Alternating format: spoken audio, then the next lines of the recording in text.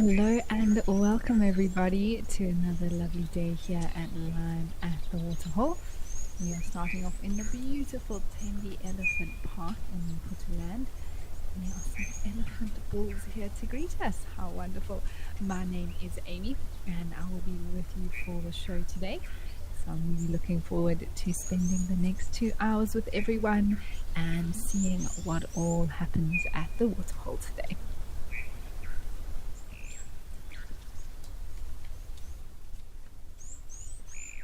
Now, this is, of course, a live and interactive show, so I most certainly do want to hear from all of you watching, so please let me know who you are, where you're watching from, anything in particular that you're hoping to see on the show today, maybe what you're looking forward to, what you love about Live at the Waterhole, or even if it is just to say hello. I would love to hear from you. If you have any questions as well, you can pop that through to us now. You can do so in a number of different ways. Firstly, through the Wild Earth app, if you are watching on there. Otherwise, if you're registered on the website, you can email us. Otherwise, you can pop any questions into the YouTube chat stream using @FC. Otherwise, you can join the conversation on X using the hashtag WildEarth.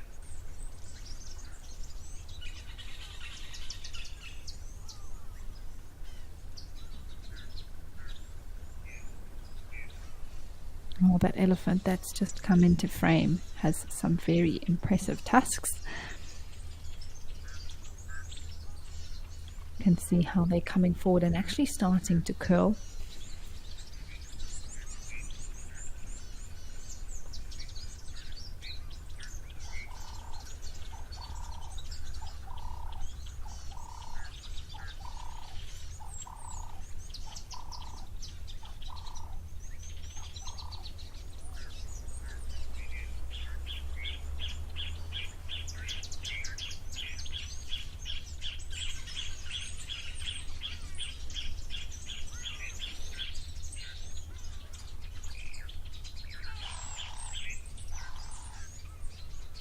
Is looking very much nice and warm here at Tembi. I wouldn't be surprised if we see a bit of splashing about, maybe some throwing of mud.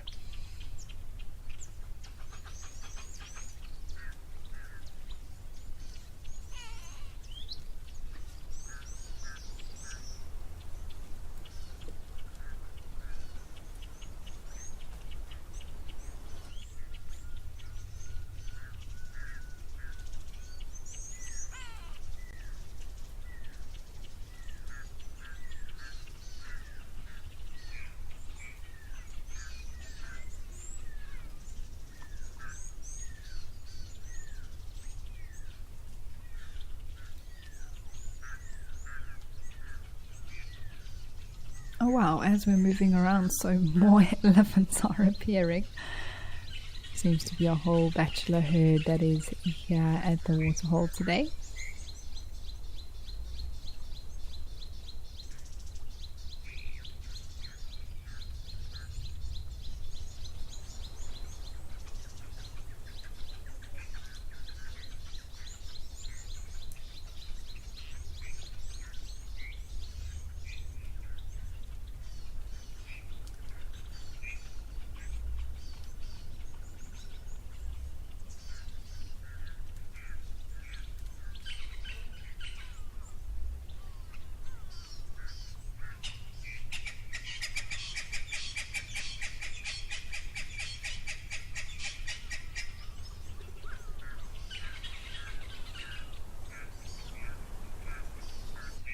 Oh, I see a giraffe in the background. That's also wonderful to see. There were a few other animals around, which was good. Hopefully some of them make more of an appearance closer to the camera, like the warthogs and impalas. But I do see a bum of a giraffe there with its tail flicking from left to right. And as we move into the drier season now in southern Africa, we will see more and more animals congregating around the water holes where there is water deeper into the drier months.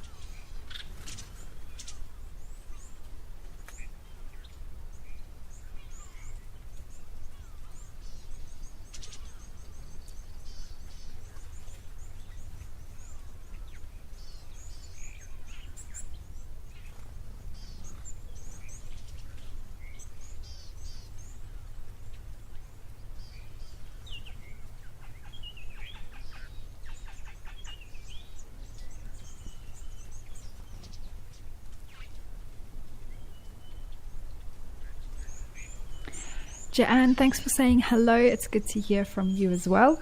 I hope you enjoy the show today, and thanks for being such a loyal viewer.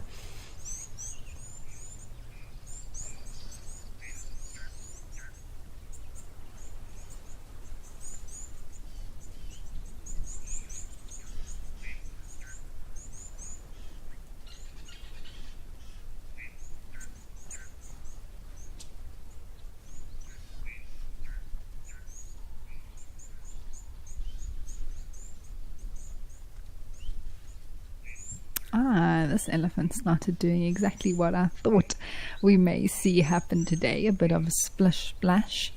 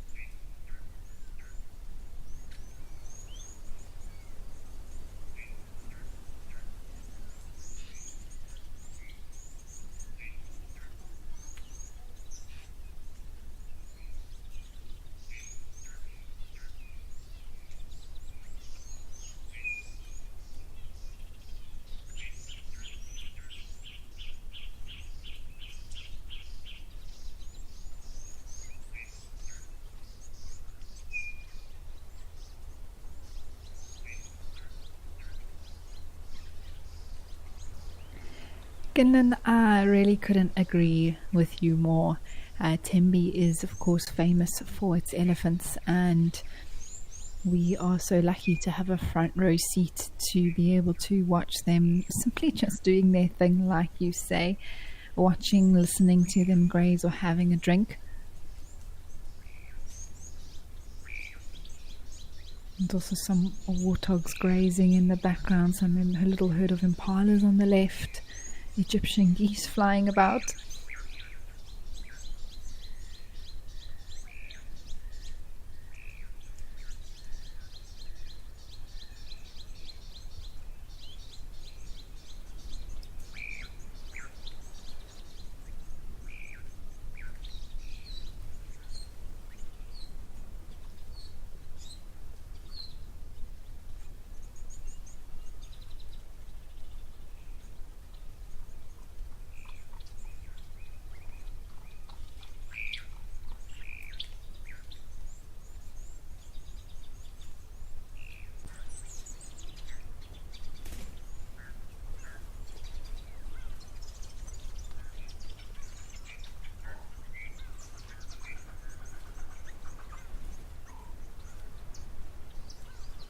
This elephant has a very torn ear. Do you see that, everyone?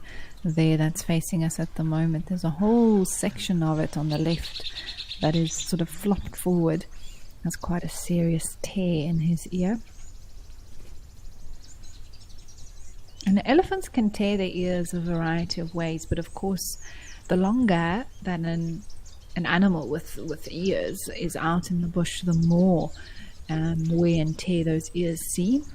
It's one of the things that we use to actually give an idea of age when it comes to individuals.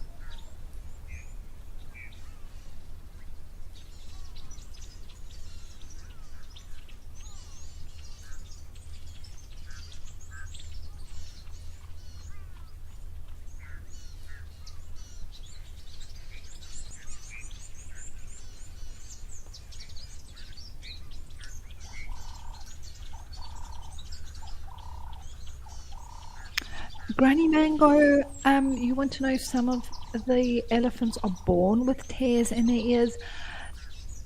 Look, anything's possible, and not that I've ever seen. It is something that may happen, not necessarily a tear or a cut, but actually perhaps something just genetically that there's a little bit of a kink in the ear, or maybe part of it is missing on the actual pinna, which is the outer ear area.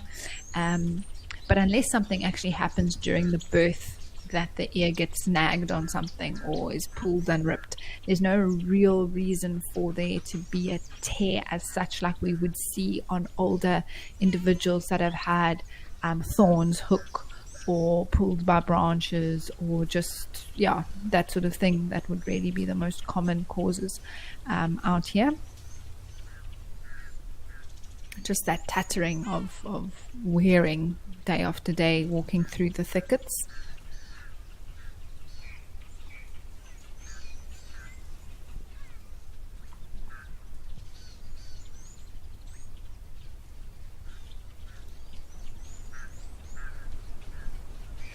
Well, it's been a wonderful start to the show this afternoon here at Temi, but why don't we head over to Tau and see what's happening at Madikwe.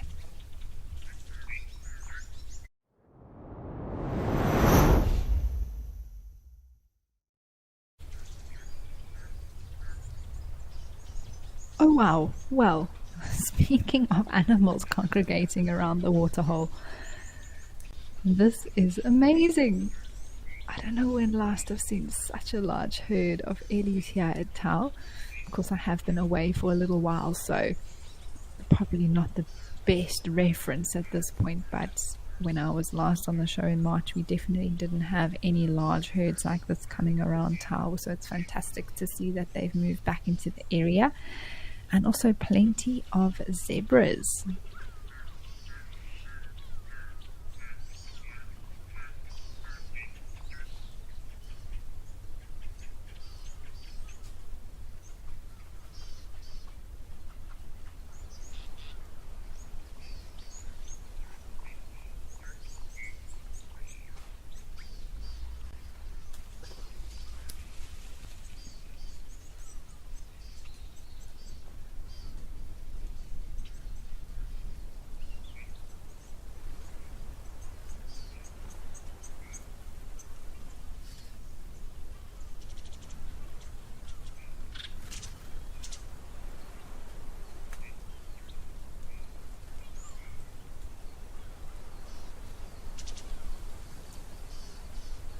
Those look like two elephant bulls. The one is definitely a lot larger than the other. In fact, I think that is the main sort of dominant bull of this. Well, I don't want to say of this herd, although he is associating with this herd probably because he'd like to try and mate with them at some point. I'm just wondering if that is a bull or a cow. Difficult to exactly see at this particular point, but sometimes younger bulls will go up and they'll have that sort of, it looks like, affectionate exchange with some of the more dominant bulls. But it's incredible to actually see the size of a bull elephant in comparison to the cows and their offspring. It really is amazing how much larger they are.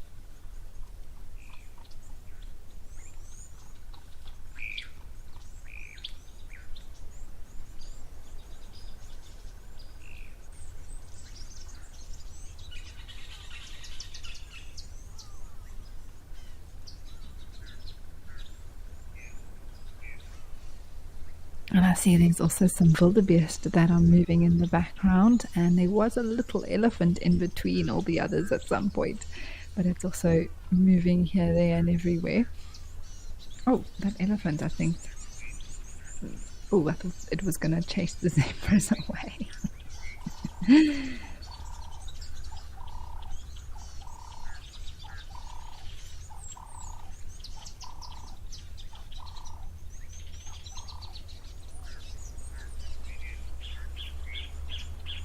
Oh, the little one's just running through the background, the little elephant. That was quite sweet.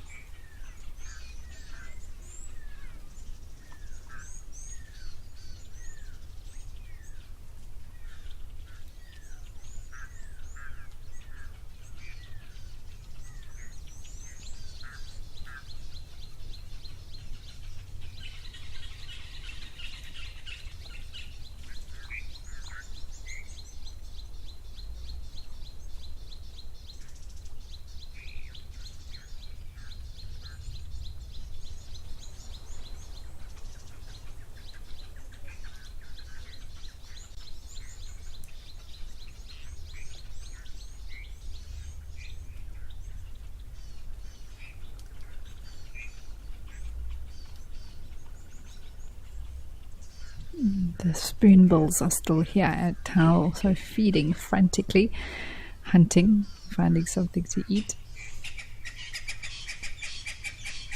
Two rather large bulls here in the area, and one younger calf in the middle. I think the rest of the herd would still be around. We've just moved off slightly. And Karen, you've actually asked a very interesting question about herbivores and if they have to change when they sort of start weaning, which is term used for moving off and starting to die grass,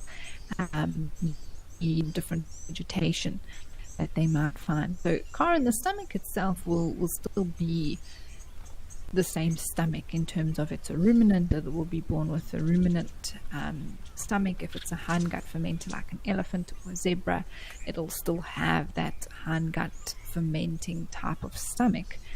But it's not a particular subject that I must say I know too much about, but I would assume that because a baby animal it needs milk in the beginning of its life. It can't digest for various reasons, also with regards to the teeth coming in and all sorts of things that it actually can't chew and break down the vegetation that it needs. I think there would be, when they start being able to actually feed on grass and vegetation, and that is because of a variety of factors, most importantly being the growth of their teeth inside their gums, which means that they no longer have to just survive on milk. Once those teeth come through and then they start, tasting grass and, adding more and more of it to mom's milk, is that the stomach, sort of the enzymes, the bacteria, the sort of things that are within the stomach, and I suppose similar to humans in that way, do start to change, and that actual makeup of the stomach is adjusted.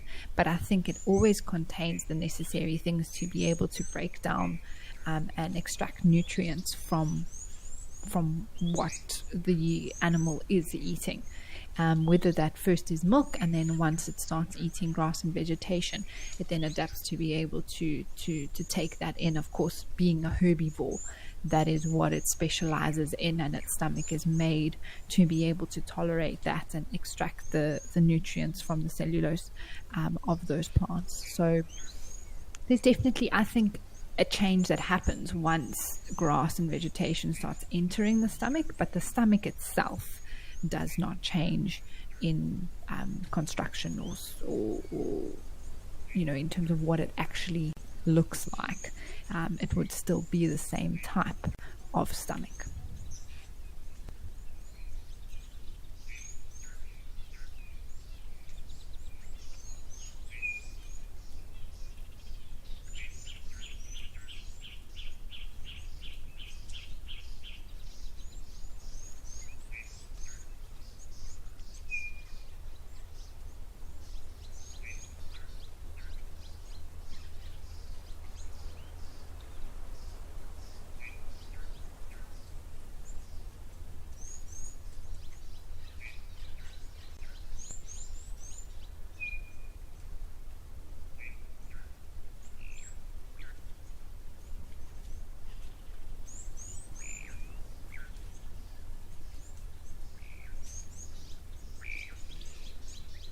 Well, it seems like today is all about elephants.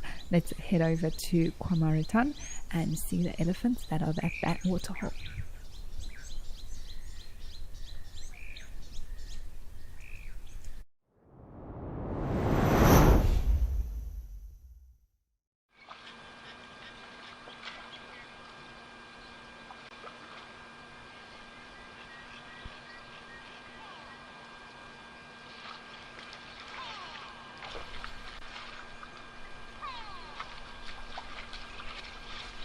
We are now a little bit further south from Madikwe in the Pilanesberg National Park, and there is, looks like, a mom elephant and two calves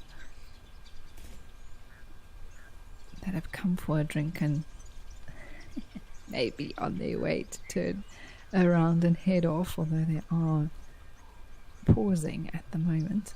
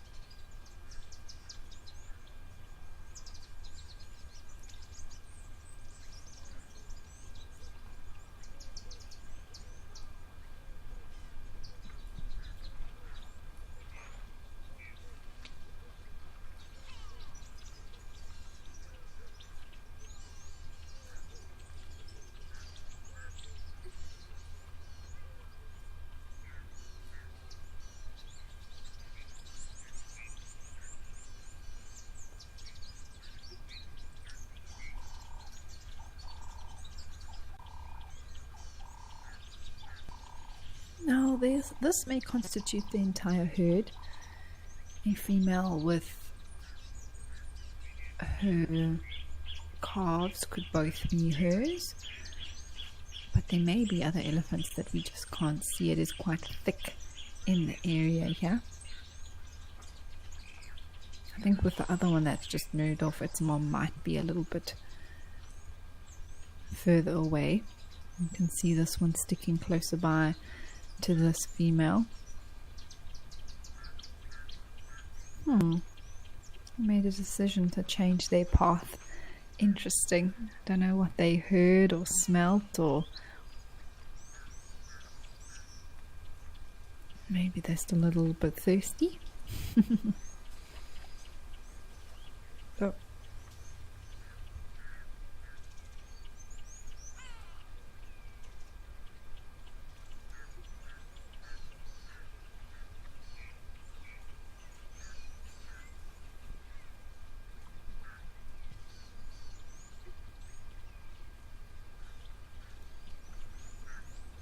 And off they go.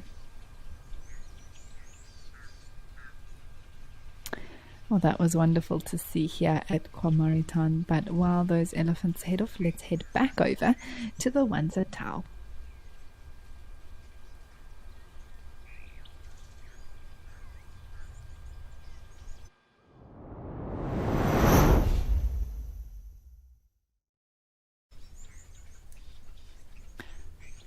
Wow, some kudus have arrived, everyone.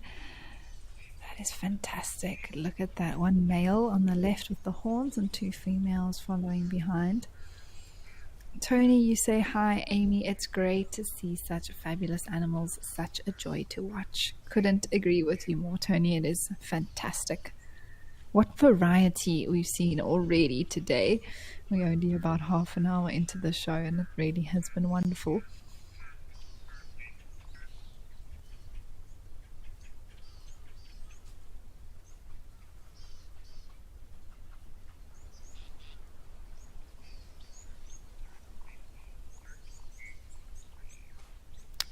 Ooh, Shiv, you say good afternoon, Amy. Hope you're well.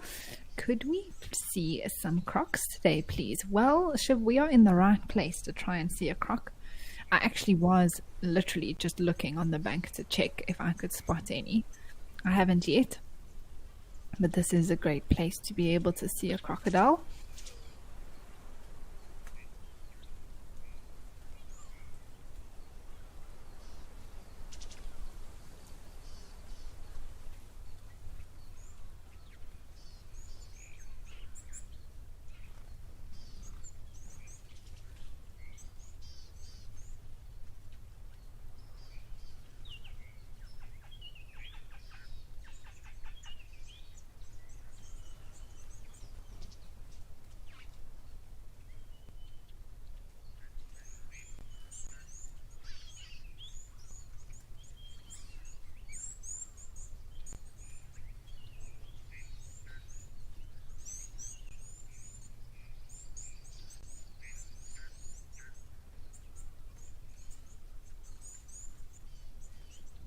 Quite a few water birds, as always, out and about as well as we scan around to see if we can find a crocodile.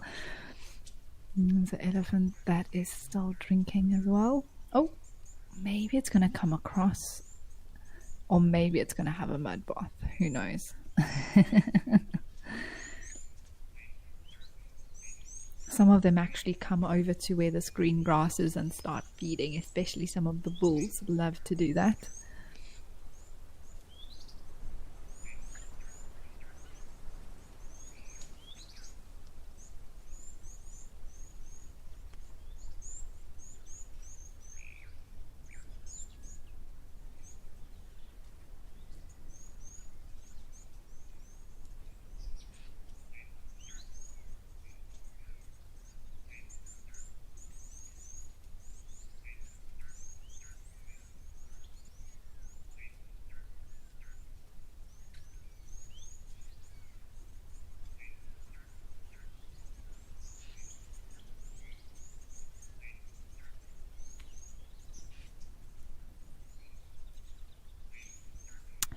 Gabrielle, you want to know, are there any predators around or do they come out later in the day?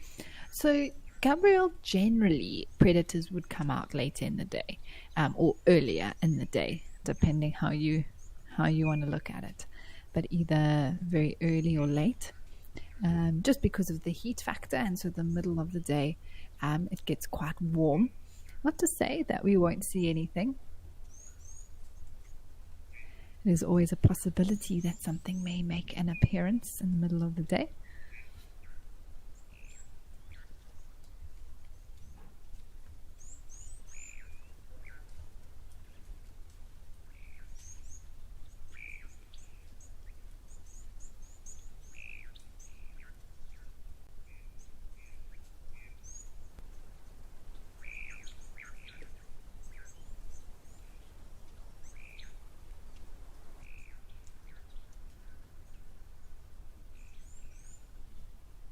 All right, everyone, let's have a look at the clip that happened a little while ago, actually, at one of our waterholes called Oldonio, and there was a very special animal that came down to drink.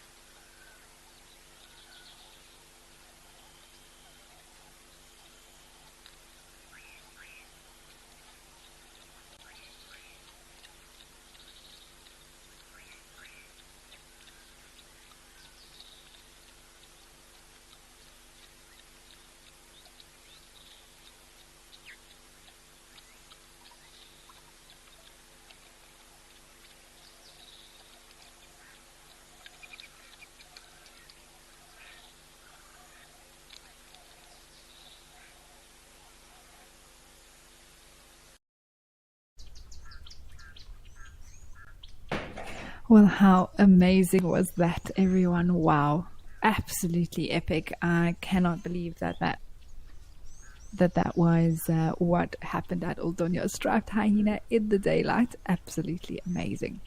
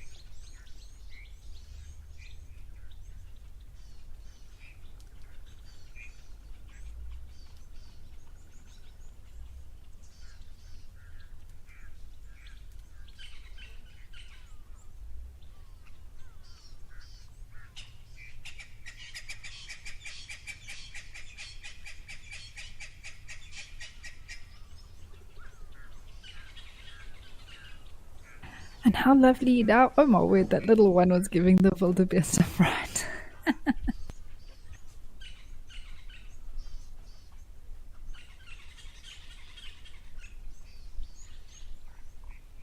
There it comes again. Oh, it's so brave.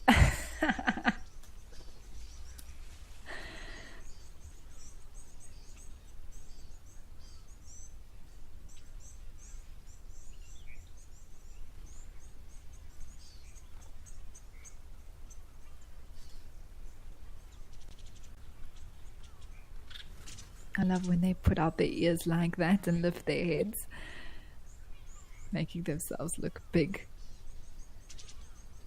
Very brave to chase those wildebeest. Little bit naughty, but very brave.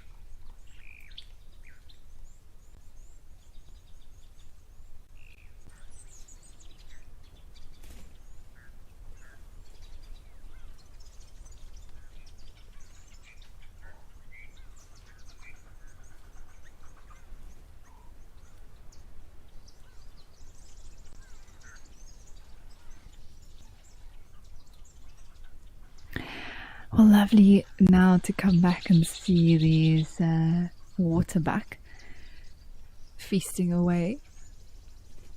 They weren't here that I could see in the beginning. They've definitely moved across back to the side. And what lovely sweet green grass for them to enjoy. Definitely where I would be if I was looking for a delicious snack.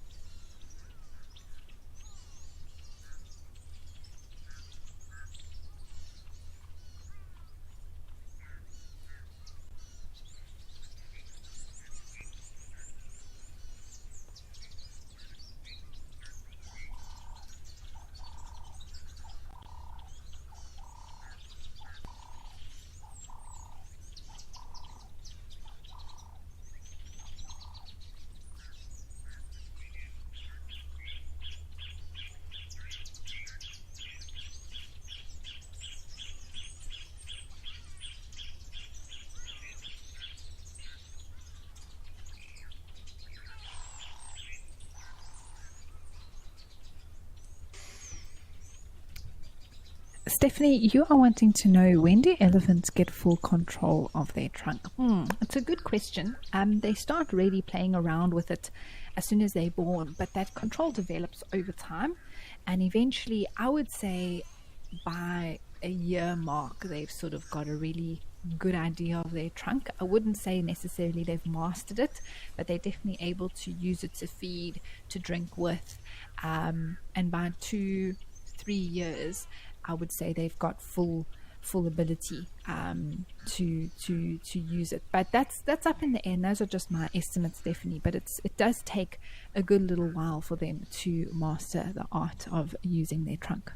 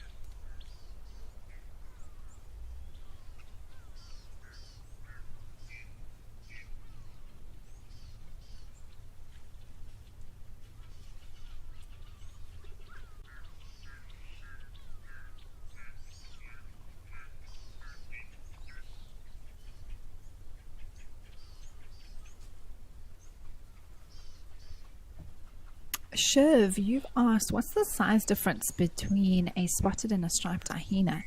It's a good question, and it is nice to be able to give you all an idea with that striped hyena, which, like I say, is a very rare sighting and really awesome that we're able to see that out in that African clip. So spotted hyenas are the largest of the Hyaenidae family. The females can weigh up to around 80 kgs, which is a very large female. Males a little bit less than that, probably around 60 kgs or so. The striped hyena is more similar to the size of the brown hyena, which is the other species in the family, and they can weigh anywhere from, let's say, between 20 to 50 kgs. So it's a lot smaller in size, and they also have a little bit of a, I think of the striped hyena as being more the punk rock cousin of the hyenas. The brown hyena is got a much similar body shape as well, very heavily sloped back, just like the striped hyena. The spotted hyena also, but not as extreme. I find they are more balanced weight within their body, even though they do have that sloping shoulder, but far less furry in comparison to the striped and brown hyenas. The last member of the Hyaenidae family is the aardwolf, which is a lot smaller. It's something that we see more again in the drier parts, similar to brown hyenas, drier areas of South Africa, although there have been rare sightings in in more sort of, I would say, let's say, wetter areas where you wouldn't usually associate aardwolf and brown hyena. So there we go. Shiv, the striped hyena falls a lot smaller than the spotted hyena, which we're all very familiar with in the greater Kruger region.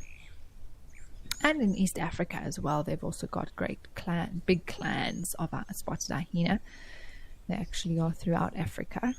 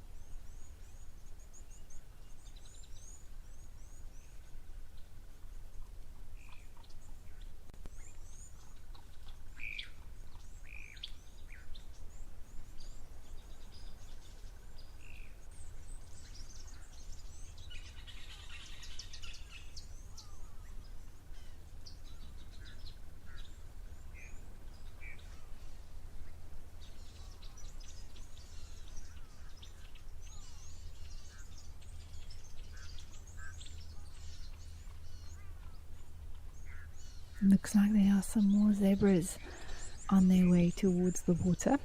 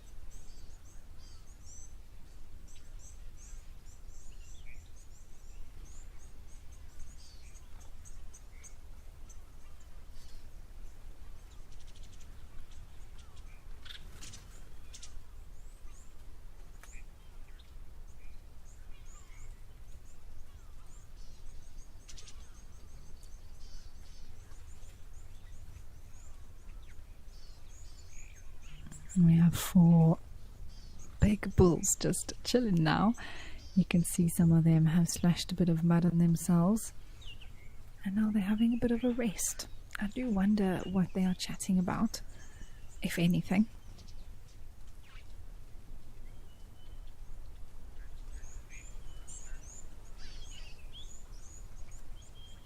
Phil, we were thinking the same thing. I was just saying, I wonder if they're communicating about anything. I mean, they could be, but I also feel like they are just taking a chance to chill. You can see the one on the right, well, actually, at least 3 of them have their trunks on the ground.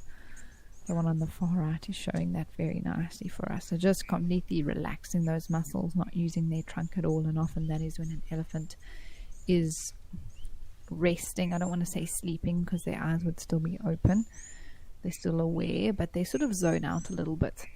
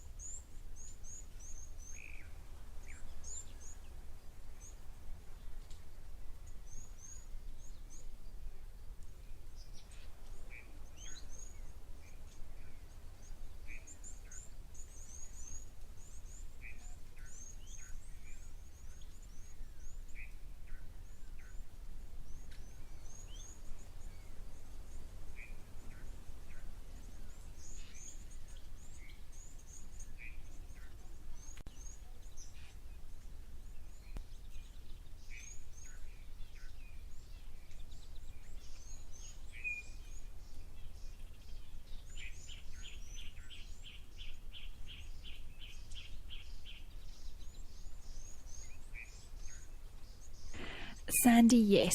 So the striped hyena is definitely more seen as a solitary animal, hardly ever seen in groups, just like the brown hyena and the aardwolf. So it's really only the spotted hyena within the hyenidae family that creates clans and has a matriarchy and is in a sort of social group.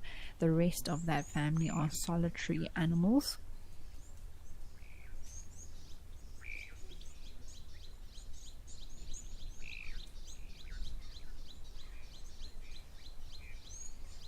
And one may ask, well, why? And it's an interesting one, and we'll never know exactly why some animals have adapted to be in social groups and others not. There's benefits either way. Of course, a solitary life means that you, of course, are very vulnerable, but then there's more resources available to you. You don't have to share your food. You don't have to worry about other members of your group. You can go about your existence and do what you need to do. But of course, a group of animals gives you strength in numbers. You've got other people members, sorry, of the family or of the clan, of the herd, of the pride, to defend you and to have your back, as it were. But then, of course, there's the sharing of resources, and that's also a risk of its own. So it works either way, but for the striped hyena, it has chosen more of the solitary, or adapted to more of the solitary life.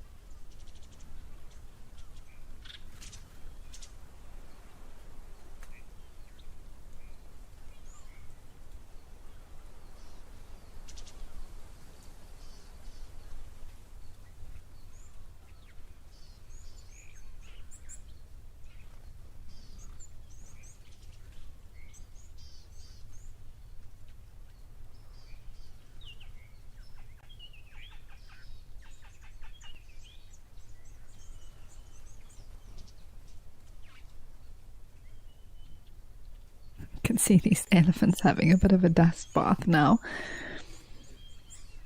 Getting some of that loose ground to stick onto their wet bodies.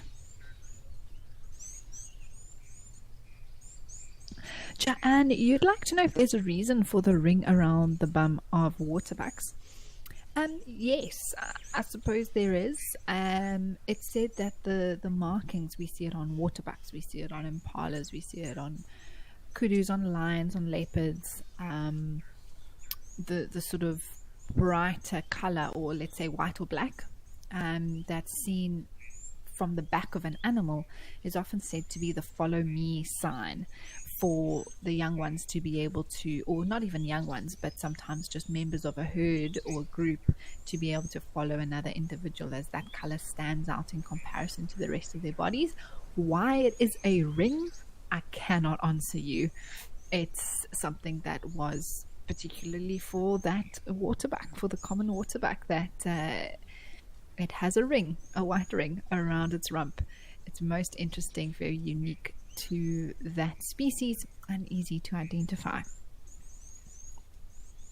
But the general sort of understanding for that ring or any sort of dark or light marking on an animal is for a follow me sign when moving through the bush or the grass.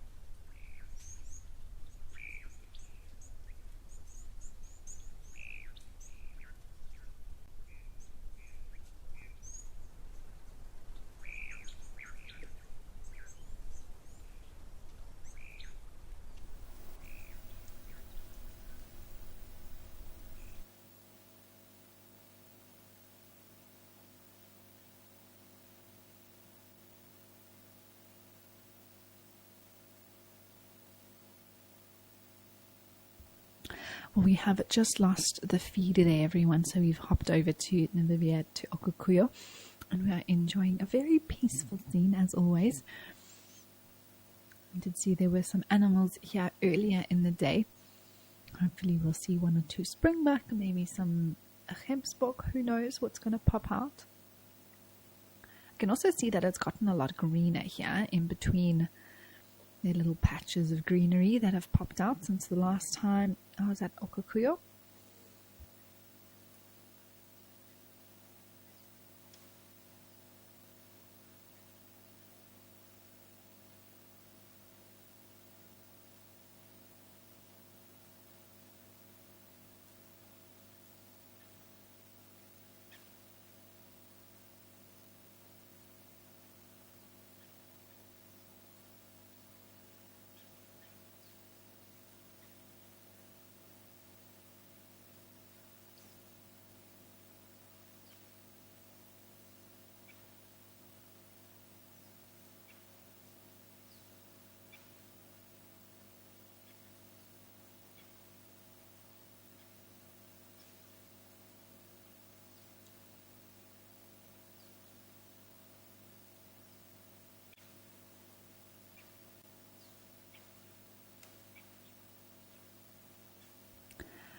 Well, while we wait to see what else happens and when we get our Africam feedback up, let's have a look at a very interesting clip of some giraffes that were crossing the Olifants River.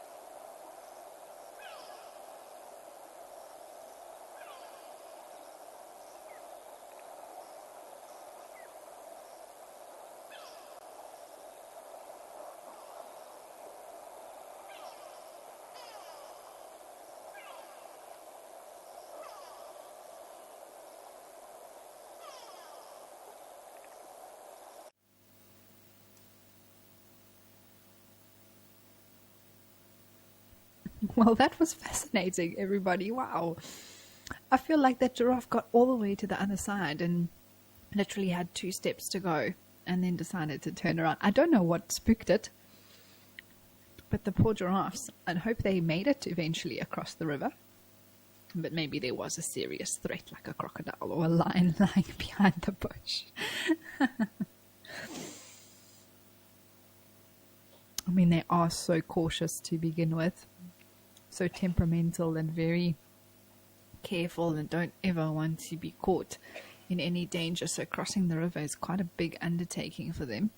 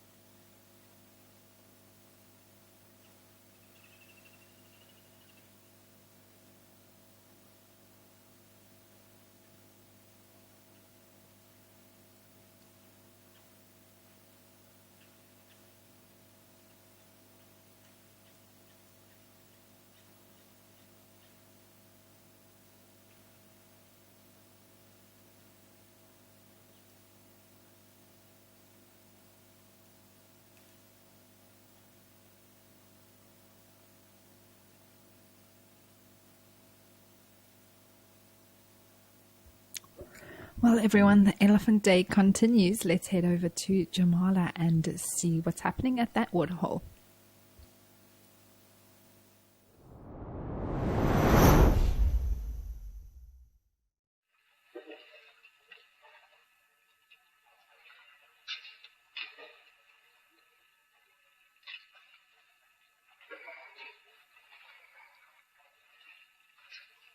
Oh, well, how fantastic. As always, Jamala is where the party is at.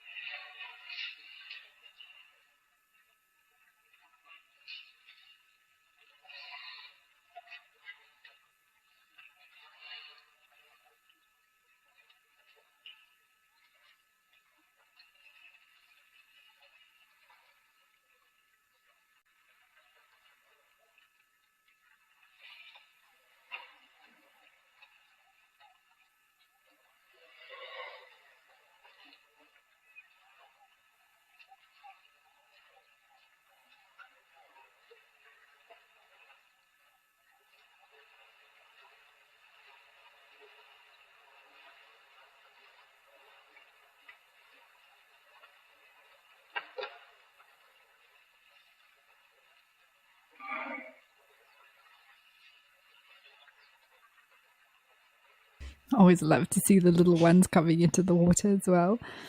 Endlessly entertaining. There's a few that have collapsed on the far side.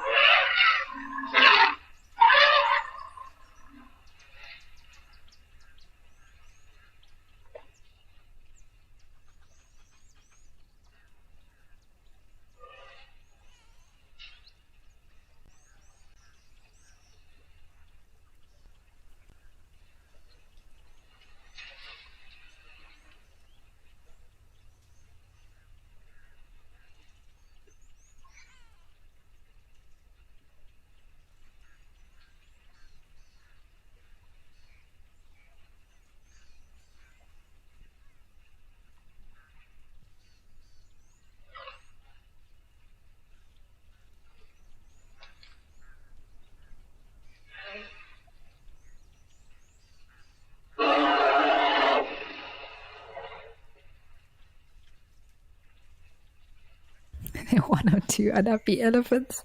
But it always is like that when you have a whole group of them, different family groups coming together, some cheeky ones in between, a bit of playing going on as well.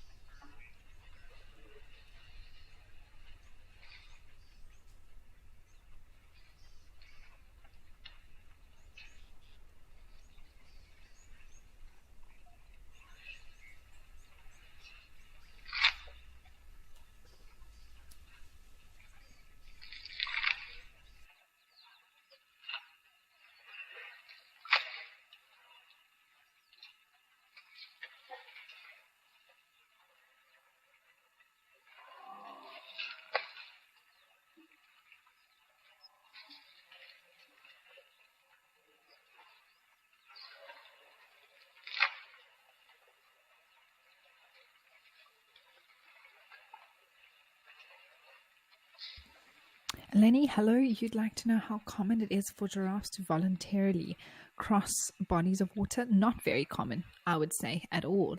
In fact, it's something that with that giraffe clip that we saw earlier, I don't think I've actually...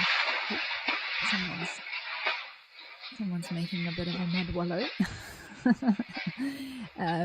It's not something that I've ever seen giraffes do very often at all, if ever.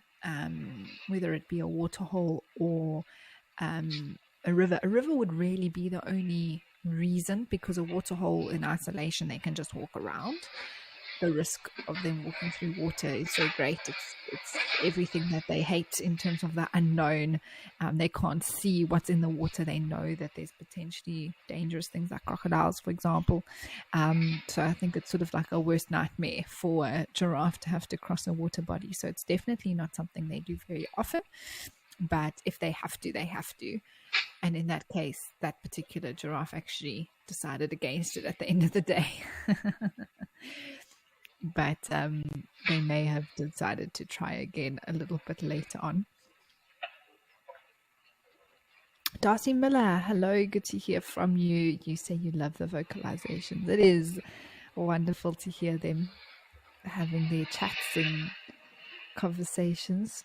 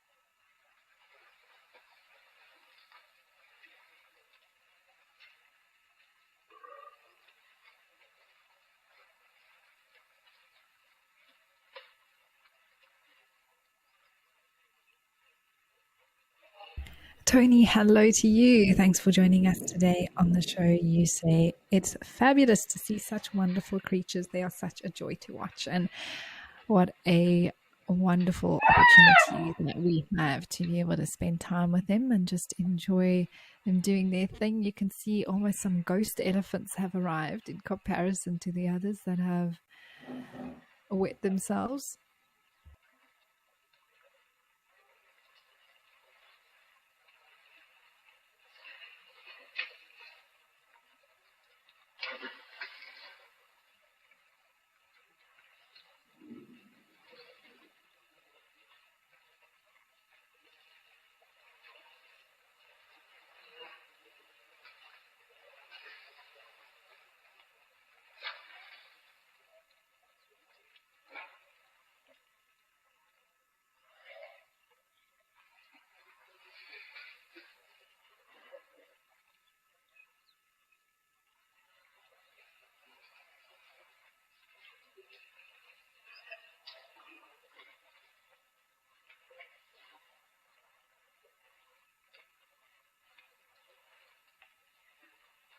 MDC, hello. You say you just love seeing a herd of ellies. It is fantastic, especially when they're in the water and there's a little one there as well, which is amazing. Very, very cute.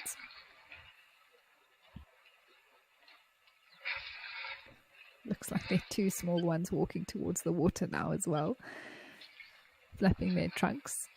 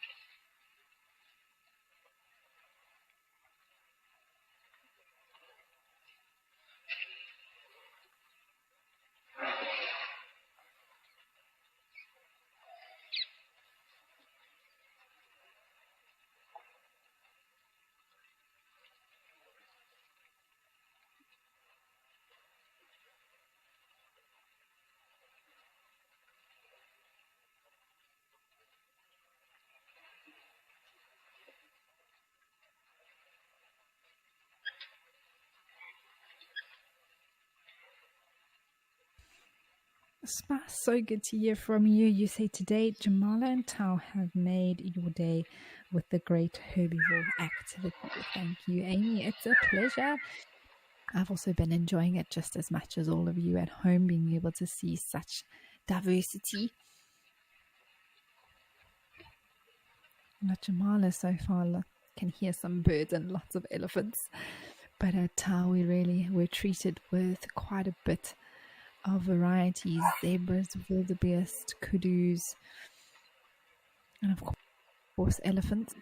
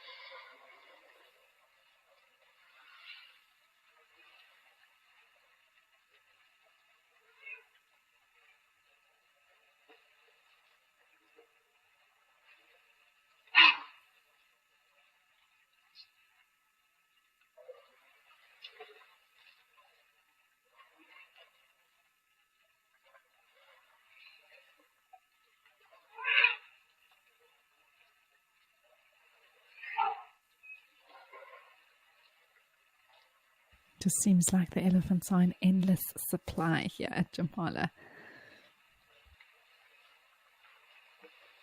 Oh, there are some warthogs that have just arrived, everyone. I think they're going to try navigate their way to the water. Oh, the little one's chasing it. Very, very naughty elephant. I'm sure they also just want a bit of a mud wallow today.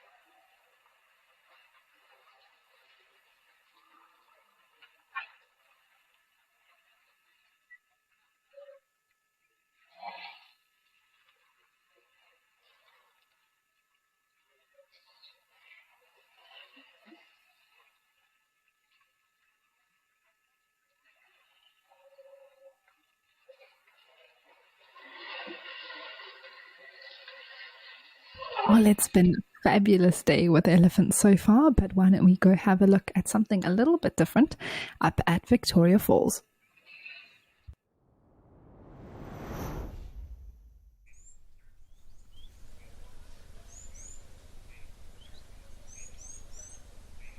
Oh, well, this is wonderful. There is a marabou stork there, everyone, as well as what looks like to be a hooded vulture.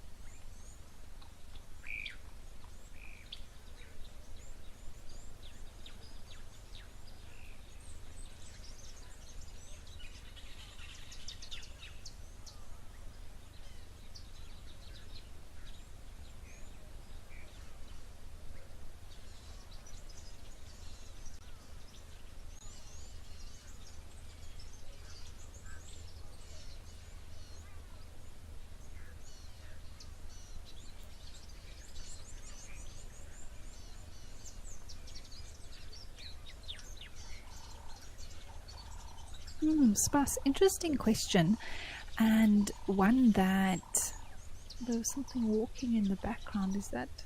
Oh, it's another bird. I thought maybe it was some form of antelope. But birds have a few different methods. Um, One of them sometimes is to find shade, for sure.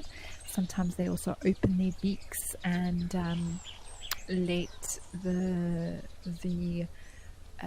air sort of move over their tongues and inside of their mouths, which helps cool them down. They'll often sit with their beaks open.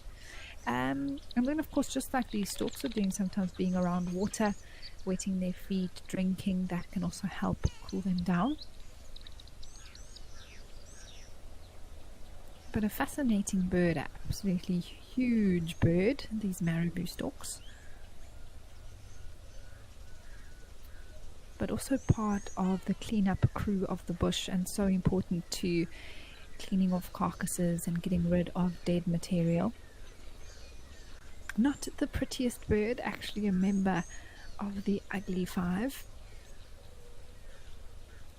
but that sort of baldness and sort of shape of their very long bills and that sort of thing is, and the bareheadedness is all to do with keeping themselves clean around carcasses.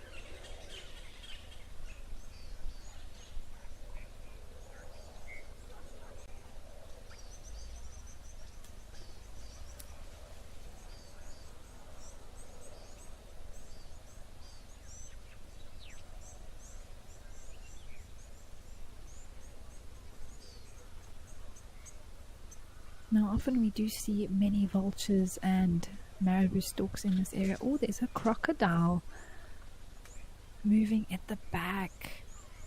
We had a request for crocodile today. And there is one hopefully coming a little bit closer.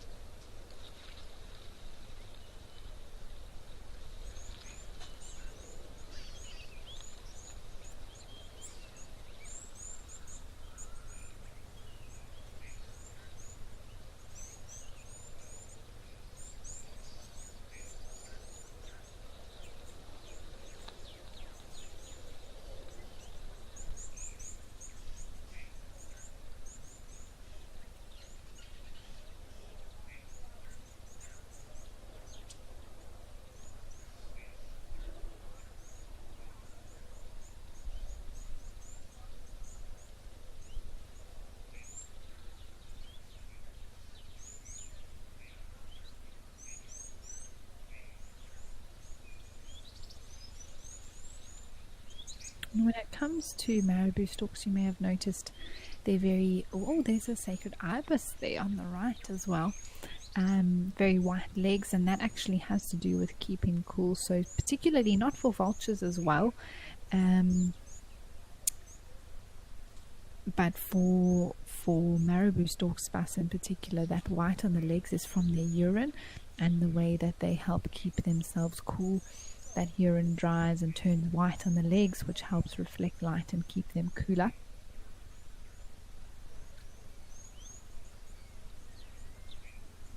Known as urohydrosis for anyone who is interested in that.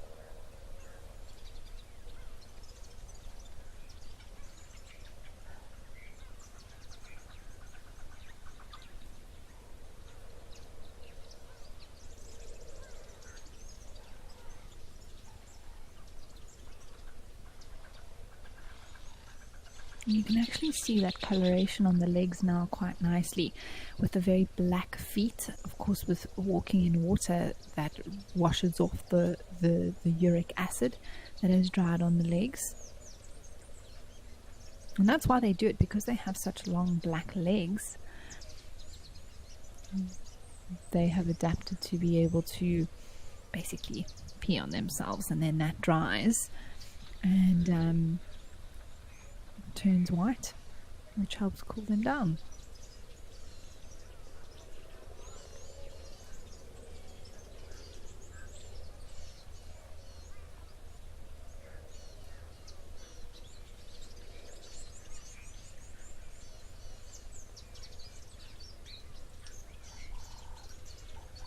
Sandy, you'd like to know how tall the marabou stalk is? It is about 5 feet or 150 centimeters, so 1.5 meters in height.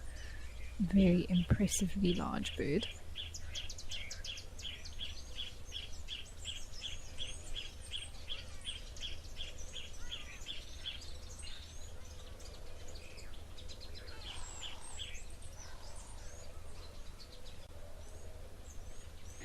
We've had a few questions about these marabou storks, and they are fascinating birds, everyone. And probably one of the most prominent features that we see here is that very large sack that's hanging below their heads. And there was a question from Grant about specific mating rituals and if they mate for life. And also Diane was asking about that sack. Now those two questions are linked because that sack is actually part of their mating ritual.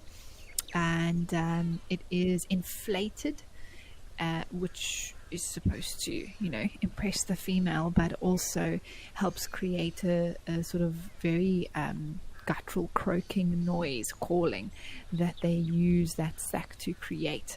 So it's not what we sort of familiar with some birds known as a crop, where extra food is stored, like in vultures, for example. That sack is actually part of their mating display. And in terms of whether they mate for life, Grant, they do indeed. So a pair will form a very strong bond that will last for life.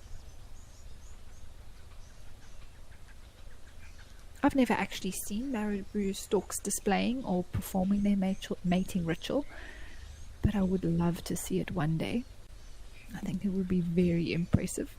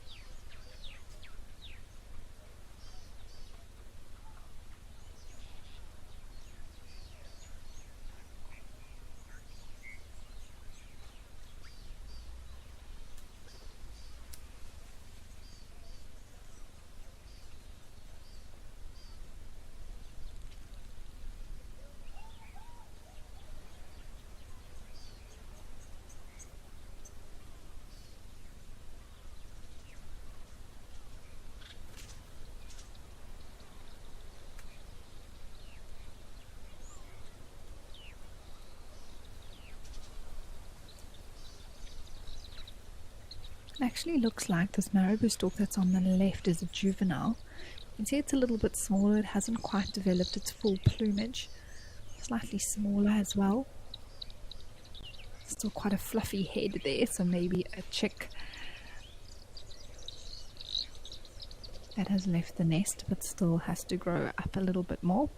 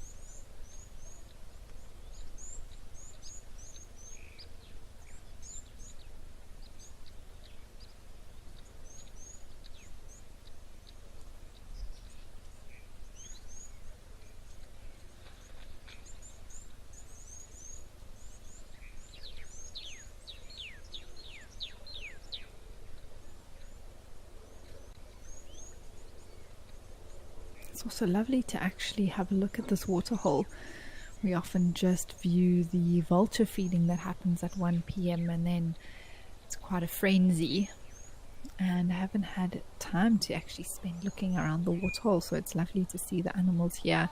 So many birds, different species. There was a yellow-billed stork, it looked like a great egret as well, sacred ibis, hooded vultures, as well as of course the marabou storks.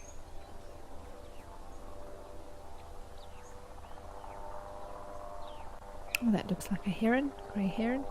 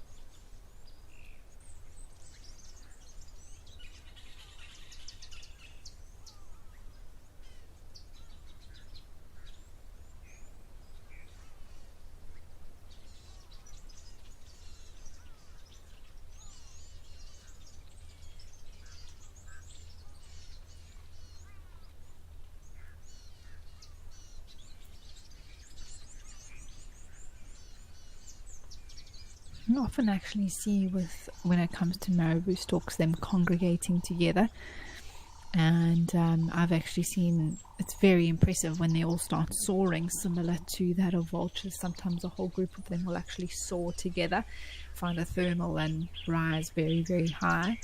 And with them being such massive birds, it really is something to behold when there are possibly 100 of these birds all together soaring.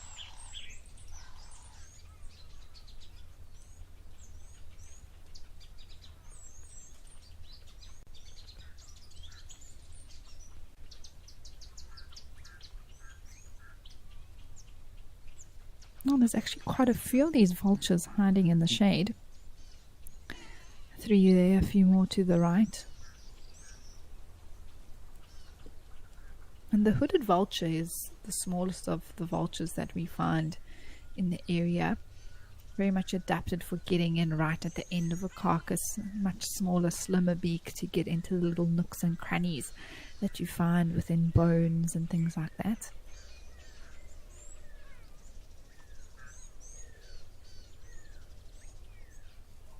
And even known to eat predator scat to feed off of that, because it passes through basically the same nutrients as what you would find from raw meat or carcasses and things like that.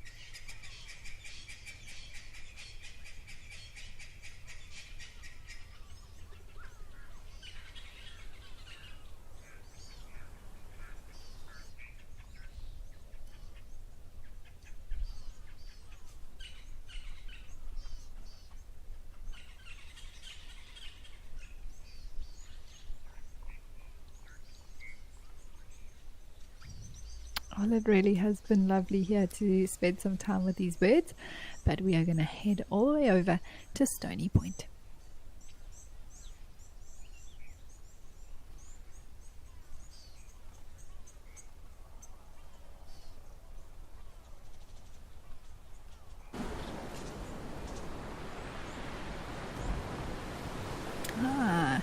all the way over to the Western Cape, Betty's Bay in South Africa, and there are a few gulls, it looks like, that are trying to balance on this kelp that's floating here on the west coast. Well, southwest coast.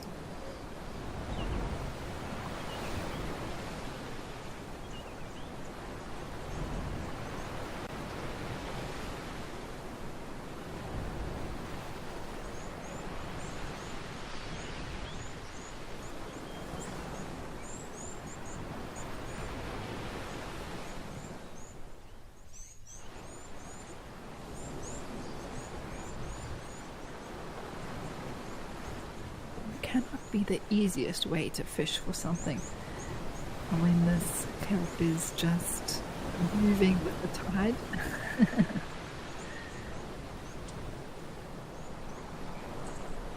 Could even play a game with who can balance the best, who can balance for the longest.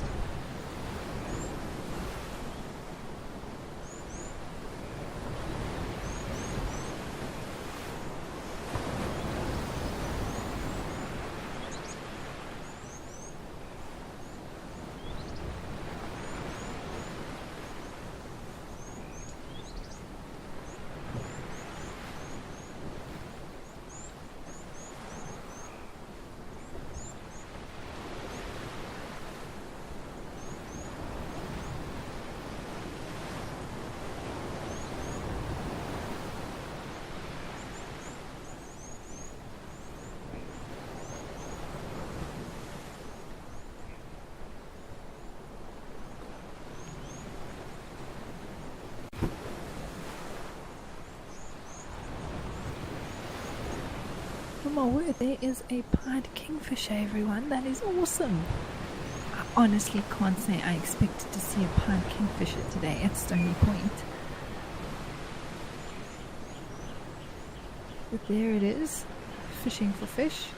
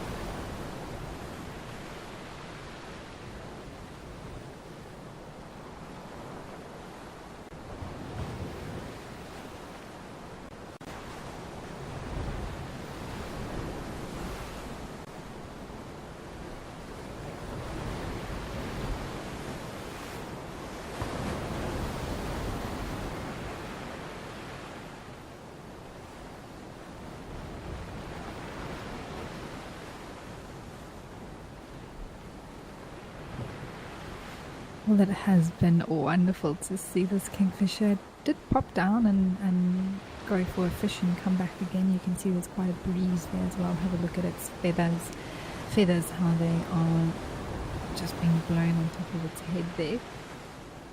Corenzo, you'd like to know, why does the seaweed look like power cables? That's a very appropriate description, Corenzo. Thanks for the welcome as well.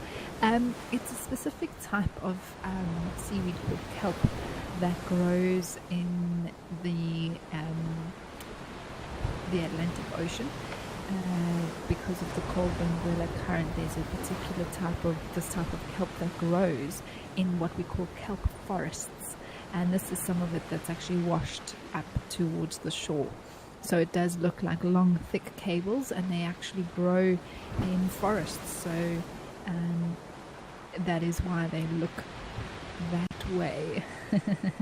But yes, correct. So it's particular for this area of South Africa along this coastline that we find this particular kelp.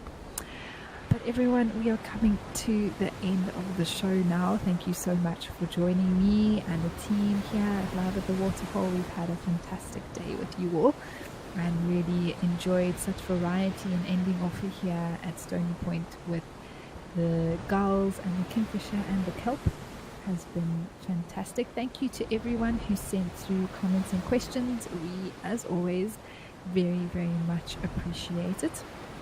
And I'll be back with you tomorrow, so I'm looking forward to that already as we spend some more time with the waterholes, and who knows what is going to be in store for us then.